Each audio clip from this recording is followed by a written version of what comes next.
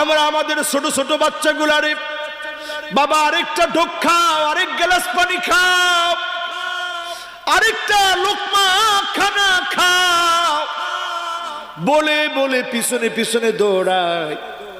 আর আমার ফিলিস্তিনের ফুটন্ত গোলাপের মতো এক একটা চেহারা, এত সুন্দর সুন্দর আল্লাহর গোলাপ, খাবার না পেয়ে পাখির খানা গুলায় খাচ্ছে। উচ্ছিষ্ট খাবার, রুটির টুকরা অংশ যেগুলো ফেলে দেওয়া হয়েছিল, বিভিন্ন পশু পাখির খাবারগুলো খাচ্ছে। এই অবস্থার মধ্য দিয়ে দিন পার করতেছে, তারপরও ইমানের পথগুলা ছেড়ে দেয় নাই, ইমান ছেড়ে অন্য কোথাও যায় নাই।